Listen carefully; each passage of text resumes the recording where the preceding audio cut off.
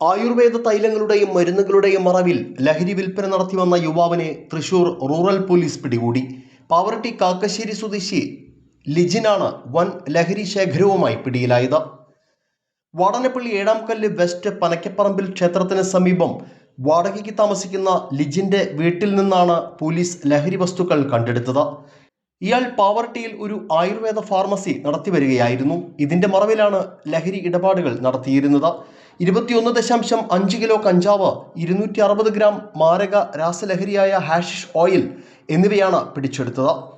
Thrissur rural ജില്ലാ police മേധാവി B കൃഷ്ണകുമാറിന്റെ നേതൃത്വത്തിൽ പ്രത്യേക രഹസ്യാന്വേഷണ വിഭാഗം നടത്തിയ നീക്കത്തിലൂടെയാണ് പ്രതിയെ വലയിലാക്കിയത്. തൃശൂർ റൂറൽ ഡാൻസ് ഓഫ് സ്ക്വാഡും വാടനപ്പള്ളി പോലീസും സംയുക്തമായാണ് പരിശോധന നടത്തിയത്. പിടിയിലായ ലിജിൻ ഇതിനു മുൻപും വിവിധ ക്രിമിനൽ കേസുകളിൽ പ്രതിയാണെന്ന് പോലീസ് അറിയിച്ചു. പാവറട്ടി പോലീസ് സ്റ്റേഷൻ പരിധിയിൽ നടന്ന വീടുകയറിയുള്ള ആക്രമണം, തട്ടിപ്പ് തുടങ്ങിയ കേസുകൾ ഇയാൾക്കെതിരെയുണ്ട്. പ്രതിയെ വിശദമായി ചോദ്യം ചെയ്തു വരികയാണെന്നും ലഹരി ശൃംഖലയെക്കുറിച്ച് കൂടുതൽ വിവരങ്ങൾ ഉടൻ ലഭ്യമാകുമെന്നും ഉദ്യോഗസ്ഥർ വ്യക്തമാക്കി.